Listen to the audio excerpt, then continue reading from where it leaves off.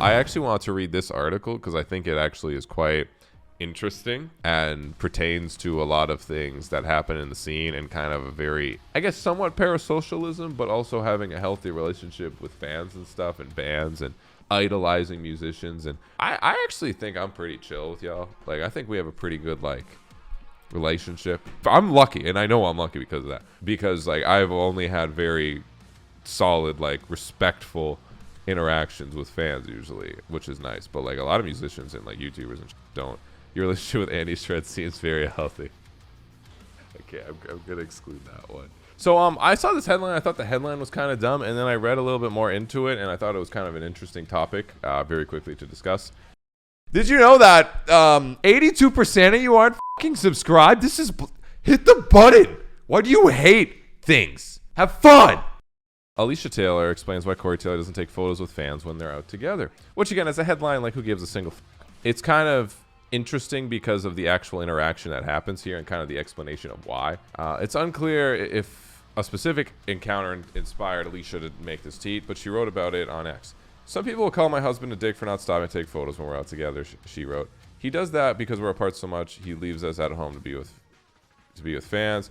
When we are together, we just want time for us, family time, da-da-da. Essentially, she's kind of just talks about how, like, when she's out with Corey and all that, like, obviously Corey, is Corey kind of, well, okay, like, besides, like, Metallica, like, you see James Hetfield, he's probably, like, the biggest, like, metal artist, I guess. But, like, I guess the modern era of artists, like, metal celebrity, is it Corey Taylor? Is it, like, I feel like it's Ollie Sykes. Also, Oliver Sykes looks so fucking specific that, like, I feel like you could, like, spot him from, like, a million miles away. You're like, bro, it's the emo kid.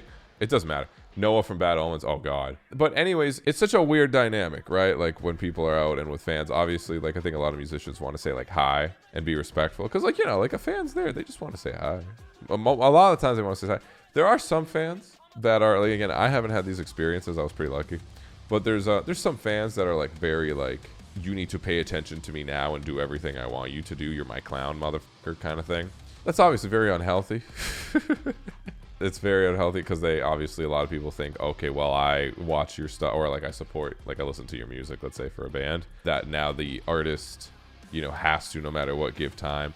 But obviously, you know, look, artists are in the fucking real world.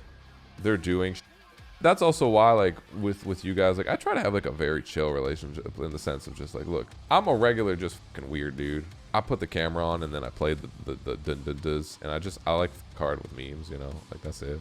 Like, that's my life. Like, that's just, I think, you know, a lot of musicians obviously have a bit more of, like, they're less, like, open, so they're a bit more mysterious. And so also when fans meet them, it's almost like they're on this higher pedestal. I like when people come up to me, they're not like, oh, it's Nick, this higher they're like, oh, yo, it's Nick, that fucking idiot I know. What's up, bro? He's probably chill. You know what I mean? And I'm like, yeah, I hope I'm chill too, right? It's like a kind of a different vibe. Anyway, it's Nick. Well, actually, the first thing people say is like, oh my God, you're taller than I thought. Like every single fucking time. I'm like, guys, like I know you don't see my legs, but like I'm 6'2". Yeah, that's the first thing everyone says. And like, well, you're in Canada? I don't know how else to respond to that. Other than like, yeah, I'm here right now. 6'2", prove it. How? There's nothing I can do to prove that I'm 6'2" to you guys right now. Here, this is how I can prove I mean, I don't know if this proves I'm really tall or just Sophie's shorter. There. Sophie might be 2'9". No. We're going to move along. Yeah, it's just, again, I want to talk about this because this is something that happens a lot. It's weird. It very happens a lot with like streamers and YouTubers, and then obviously musicians too. I say this all the time to you guys. Look, we're all pieces of shit. Done. And at the same time, I also want to thank you guys because, again, over the years, I've actually had very pleasant interactions with people. Even if it's like randomly in Sobeys or Costco, I've had people come up and they're just chill. They're just like, yeah, sorry to bother you. I love your I'm like, fuck yeah. And then, like, you know, we do the fist bump. I'm like, thanks. And we go along our ways. Sometimes they ask for a picture or something, and I'm like, I'm sorry that your Instagram is now going to has this on it, but sure. Tell us your weirdest encounter. The weirdest encounter was just one time, like, years ago. Some dude, like, was, like, a big fan or something, and then, like, telling me really about his music and stuff, and then just gave me his phone to put my number in so he can send me his music. That was the weirdest one. That was, like, a long time. That was, like, 6 years ago. Did you do it though? I did. It was like 6 years ago. I wasn't like a big fucking YouTuber at that time or anything. So it's just like, oh, it's like okay, cool. It's like one of my first few fan interactions. If you somehow find my number, just like don't like it's just don't. That's the thing. Like I have a medium right here for you guys to all come and talk me all you want. It's right here. You're gonna get my attention right now too. Because if someone fucking ran, I don't even like people text me right now. I forget to respond all the fucking time. But chat, you can talk to me live. I'm right here reading you guys talk me. I have your permission.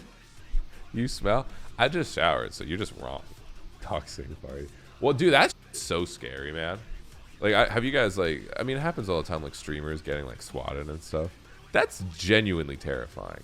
And there's some streamers which, like, are, like, the worst humans in the whole fucking world. Obviously, they're streamers. But, like, to swat a fucking streamer?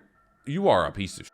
Like, what is wrong with you? Like, because I don't like somebody, or I'm gonna make it so armed human beings go to their house. What the fuck's wrong with you? It's cringe too, and you're gonna go to jail. Like, well, I don't know what the fuck these kids doing this. It's horrible, man. Canadian swatting be like troops coming through your door and being like, I'm sorry, sir, anything bothering you here, buddy? Oh my god, I'm gonna drop your picks in an acoustic guitar. That's miserable.